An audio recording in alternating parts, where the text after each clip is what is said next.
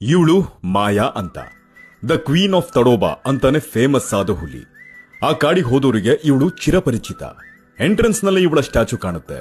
ಚೋಟಿ ಮಧು, ಚೋಟಿ ತಾರ, ಬಲರಾಮ, ಮಟ್ಕಾಸುರ, ತಾರು ಇತ್ಯಾದಿ ಹುಲಿಗಳ ಮಧ್ಯೆ ಇವಳ ಕತೆ ಸ್ವಲ್ಪ ಇಂಟ್ರೆಸ್ಟಿಂಗ್ ಆಗಿದೆ.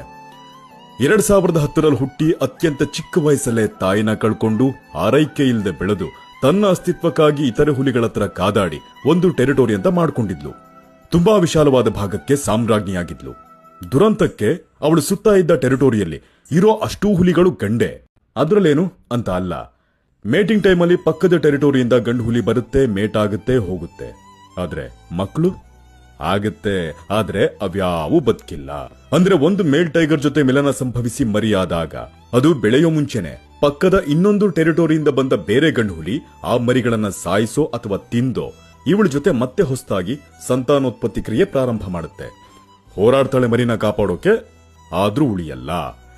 ಏನೋ ಒಬ್ಬ ಉಳ್ಕೊಂಡಂತೆ, ಸೂರ್ಯ ಅಂತ. ಅವನು ತಡೋಬ ಬಿಟ್ಟೆ ಜೂಟಾದ್ನಂತೆ. ಬಲರಾಮ ಅನ್ನೋ ಹುಲಿ ಜೊತೆ 2023ರಲ್ಲಿ ಕೊನೆ ಸಲ ಮಿಲನ ಸಂಭವಿಸಿದ್ದು. ಅದಾದ ನಂತರದ ದಿನದಿಂದ ಅವಳೆಲ್ಲೂ ಕಾಣಿಸ್ಕೊಂಡಿಲ್ಲ ಅನ್ನೋದಾಯ್ತು. ಸತ್ಲಾ ಇಲ್ಲ ಬೇರೆ ಎಲ್ಲಾದ್ರೂ ಹೋದ್ಲಾ ಗೊತ್ತಿಲ್ಲ. ಅವಳು ಮರಣ ಆಯ್ತು ಅನ್ನೋ ವದಂತಿ ಇದೆ, ಬಟ್ ಎಲ್ಲೇ ಇದ್ರೂ ಬದುಕಿರ್ಲಿ.